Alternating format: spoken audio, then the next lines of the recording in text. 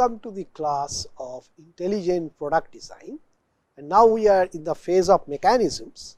And in the last lecture I have talked about that what are the different terms related to the mechanisms, okay, how do we identify the fundamental units of mechanisms in terms of the kinematic pairs, and then also we have talked about some simple mechanisms like the slider crank and the 4-bar mechanisms, and we have shown also the applications of such simple mechanisms, but they were mostly based on the lower pairs.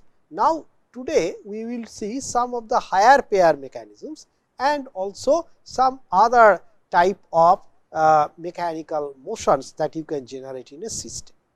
In this direction, I think first interesting thing that you have seen maybe from your student days earlier itself, that the levers. Okay. So, you might have noted down that there are different types of levers that you can have, okay, like the lever of class 1, 2, 3s, etc., and they play a very important role from maybe time immemorial in terms of getting something which we call mechanical advantage of a system. And then there is gears. Gears are mostly in terms of the motion transmission from high speed to low speed and vice versa. Then there are cams and followers. Cams and followers are fantastic example in terms of converting a continuous motion to an oscillatory motion, for example, generating a typical type of a harmonic oscillations, etc. Cams and followers work very well. Then of course, there are pulleys. Once again, pulleys you can use in terms of particularly for the loading and unloading with a lot of mechanical advantage. And we will also talk about this. See, all these examples in the top group, they are based on kinematic pairs, they are based on systems which are rigid in nature, but in nature we will hardly see anything which is fully rigid.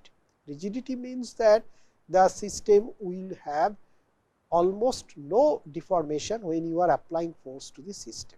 No deformation is impossible, then the modulus of elasticity will be infinity, but at least very high stiffness is something that is possible, which means deformation is very negligible. Now, in nature, on the other hand, we see most of the systems where if you apply force, you will see some deformation happening to the system. This type of systems where it is a mechanism, but the mechanism allows, instead of a rigid body rotation, rigid body translation, some amount of deformation in the system, we come to something which is called a compliant mechanism. So, that also we will see that what kind of compliance we can generate. And another type of mechanisms are there which are solely guided towards deployment of a system. That means, the system is initially folded and then you are actually opening it up, etc. And origami is used as a technique. So, we will see all these different types of things in today's lecture.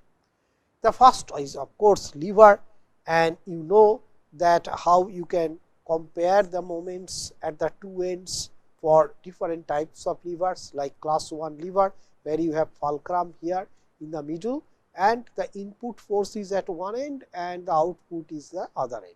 And keep in mind that the L in is much larger than L out.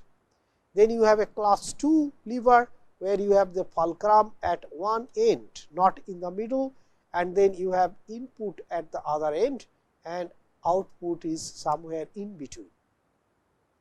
So, the example of class 1 is of course many of these seesaws and all these things we have seen, and class 2 are mechanisms that are used for wheelbarrows or for nut crackers. These are all class 2s.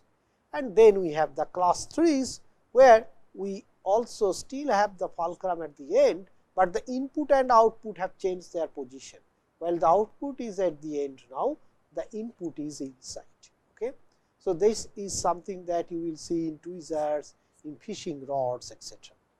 So, these are different types of lever type of a system which is generally used in terms of getting some mechanical advantage out of a system, knowing that our energy is always finite. Now, then we have the police, the other type of system, which will have a grouped wheel and a rope, belt or cable, and the groove is simply used to guide the rope. So, the groove will be there on the pulley to guide the rope. Okay. You can have movable pulley like this, you can have fixed pulleys. So, fixed pulley is the situation where the wheel is fixed in place and the rope moves over it. So, this is a fixed pulley system. And then movable pulley system also you can have, the pulley moves with the load, like that is happening in this case here. Effectively that reduces the effort needed. And then you can have a compound pulley system, which is a combination of a fixed system and a movable pulley system. So, there are many applications where you have seen such a system, like let us say the elevators, blind and curtains, crane, sailboats, gym equipment, overhead cranes, etc.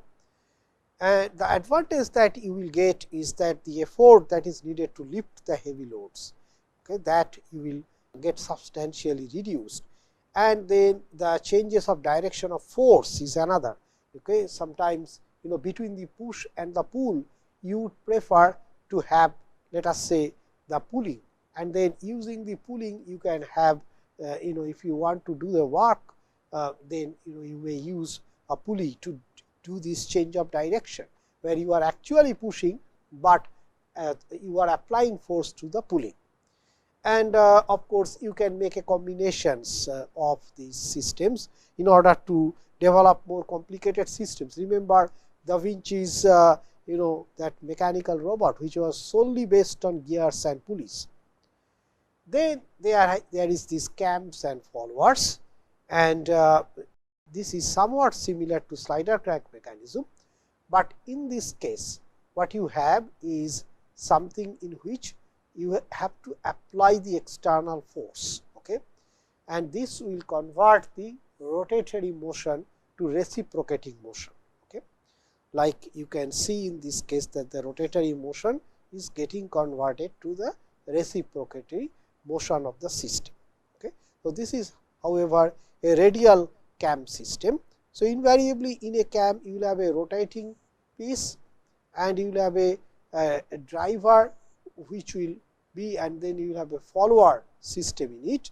So, the follower is in this case moving perpendicular to the cam's axis of rotation. This is something that is used in the particularly in the ignition of automotive engines. Okay, now, we can see that there can be several other variations of a cam system, like the cylindrical cam system. So, the way it works is something in which this is a cylindrical surface which will go against a groove, and that would create the motion of the system. So, we can see that how it is going to work.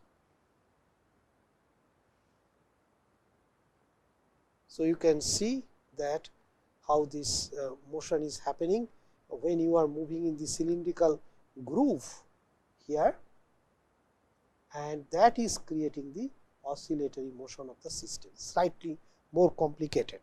And then you can have something which is also known as a follower cam system.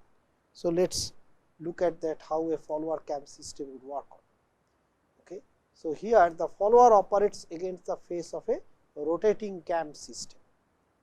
So, this is, you can see that the follower is working against the rotating cam system. Okay. So, this is an extension mechanism.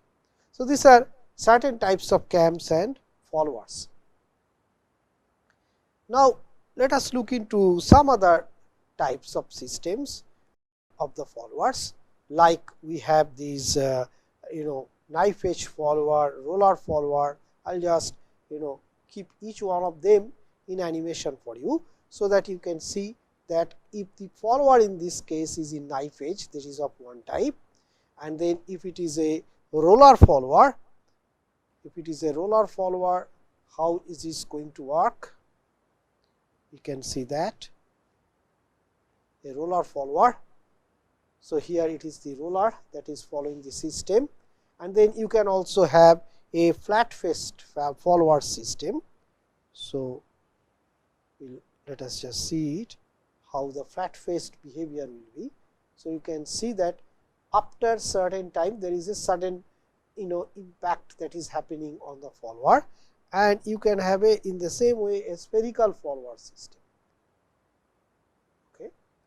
And there are many examples of such systems like in IC engine, multi-cylinder engine, the timing valve, the children toys, the sewing machine. Each one of them are certain manifestations of the cam and the follower system. Okay.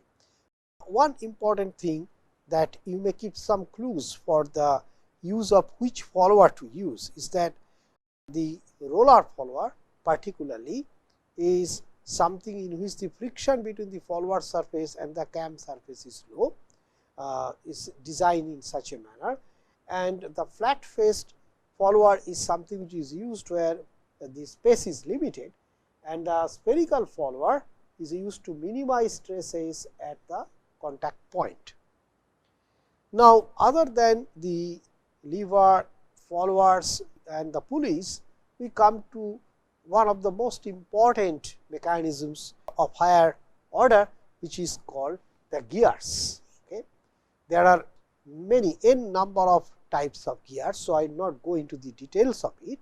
The basic purpose of gears are in terms of changing the rotational speed, increase or decrease the torque or reverse the direction of motion. Okay. Not only just reverse, but also change the direction of motion itself from one plane to the other plane. Now, the key terms here are the pitch circle, that is the imaginary circle where two gears theoretically mesh without slipping, that is also known as the pitch circle, and then the pitch diameter, the diameter of the pitch circle of course, then the module, that is ratio of pitch diameter to the number of teeth. So, that is the module.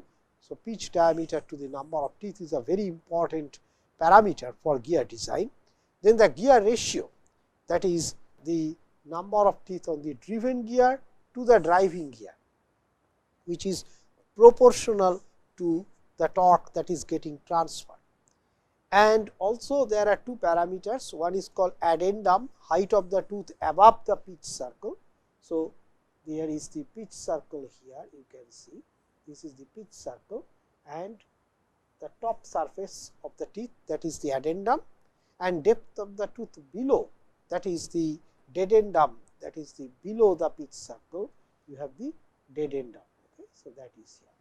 So, the addendum, dedendum and the pitch, these three things define the performance of the gear in terms of the wearing of the gear, the contact, maintenance of the contact of the gears. Now, there are different types of possibilities in terms of the rotational speed change or the change of the plane of rotation in gears. One of them is the simplest one is the spur gear, where the teeth are parallel to the axis of rotation. You can see that if this is what is your axis of rotation, all the teeth are parallel to it. Okay. So, that is what is the spur gear, very simple design. Then you can have helical gears, where the teeth are inclined to the axis of rotation. So, you can see that it is inclined, and however, this operates more smoothly and quietly than the spur gears. So, spur gears are simpler from the manufacturing point of view, but from the motion point of view, the generation of motion, helical gears are much smoother, and hence it will be having less wear and tear. Then of course, I was talking about the change of plane. Then you have the bevel gears, where the teeth are on a conical surface, and these transmit motions between intersecting axes commonly at 90 degree. So, while one is rotating like this, the other is rotating in the vertical plane. So, they are the intersecting commonly at 90 degree. Then you have worm gears. So, this is a screw like worm meshes with a gear, and this gives a very high torque reduction in the worm gears. We have rack and pinion, where the linear motion can be actually transformed in terms of the circular motion. Okay. in a circular gears. You can do it either way also, that is the rotational motion can be translated to linear motion and vice versa. Then there are planetary gears. This is a much more compact geared system, and many of these automobile transmission system will have the planetary gears, where there will be a sun gear, a central gear, which is surrounded by the planetary gears, which meshes with an outer ring gear. So, you have a outer ring gear and you have the sun gear here, and then you have all the other gears, the planetary gears. Okay. So, this is a compact design that can make it possible to have many different types of motion transfer in the system.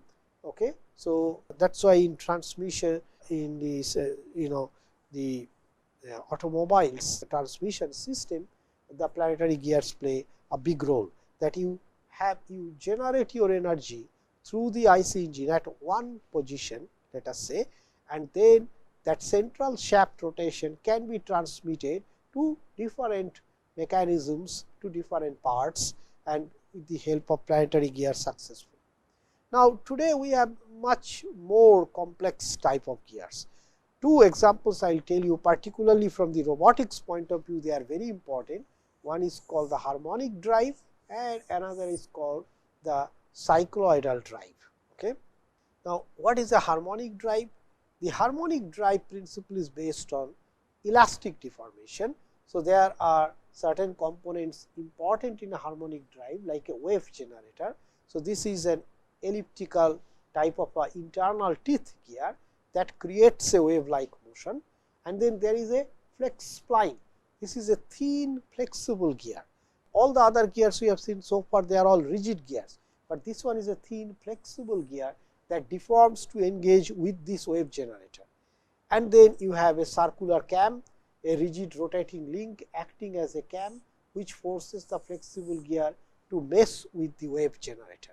Okay. So, this is the way the harmonic drive is going to work. You can see that how the wave is getting generated and then how it is going to transfer the motion. And then you have the cycloidal drive. Cycloidal drive is something which is used, maybe if you have heard of famous this robotics company like Boston Dynamics, they are quadrupeds type of robots, the robotic dogs. So, cycloidal drive is used there, in which a disc with lobes or cams shaped in a cylindrical profile is used, and then you have rollers or pins, okay, that guide the cycloidal disc, and then you have a high speed input shaft in the system in a specific pattern. Okay. So, this is something I will try to show you once again. So, you can see that how the cycloidal drive is working on. So, a very complicated system, but it is something which is enormously important for applications like in robotics. Now, all along I have talked about the links or the systems which are rigid. Now, what if they become flexible? Okay.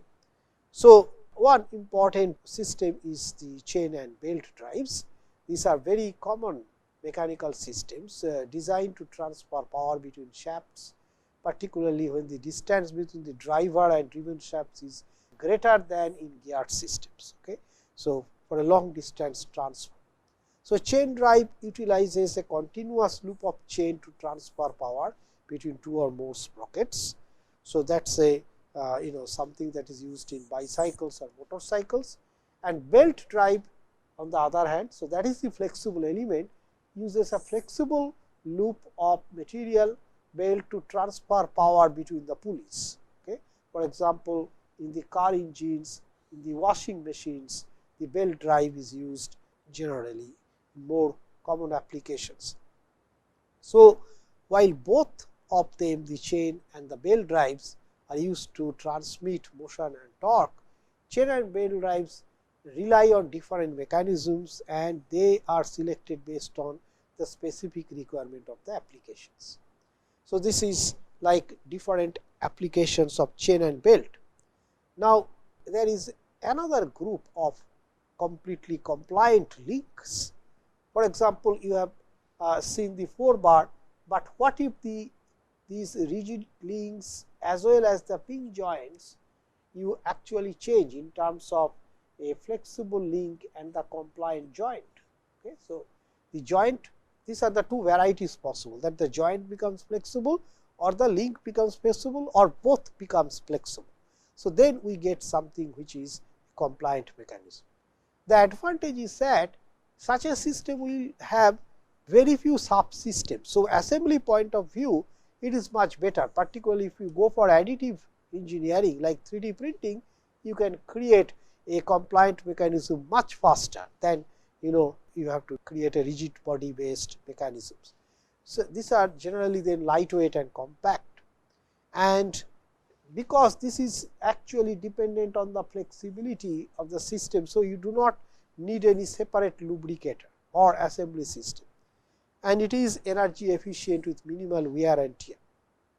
So, reduced manufacturing complexity, high precision and reliability, and no friction or backlash are the advantages. Of course, the disadvantage is that they are still used for low power kind of applications. So, like soft grippers, like medical devices, stents or surgical tools, or in aerospace deployable structures and foldable components. These are some of the examples of this system. Let us see that how any one of this system would work. So, you would see that how this gripper is working, okay, and then you can see how this bistable switch system is working. Okay. We have used such systems very successfully in terms of one of our products for controlling the flow from a system. Let us say it is a kind of a dripping system for medical applications. The control of the drip has been successfully done with the help of such compliant mechanism system. I will discuss about it in the case study part. Now, I told you that there is also another group of mechanisms that are solely required from the deployable structures point of view. Deployable structures are particularly important in applications like aerospace, where you need to initially fold the system, and when the system reaches a particular orbit, at that time you need to actually deploy the entire element. So, the benefit is that you can create a very compact and foldable design which will save space and materials, and is something which is a combination of, you can say, art, mathematics and engineering in the system. There the material can be very simple, and you can make the system very much sustainable in the use of sustainably developed materials, like something like a system which is reusable. Okay. So, not exactly paper, but a polymeric system which you can use again and again. Now, the origami concept is basically folding paper concept which is drawn from Japanese culture, and however, today we have used many we are using many deployable structures with the help of the origami system, because particularly it does not involve any cutting or gluing. So, that is one of the advantage.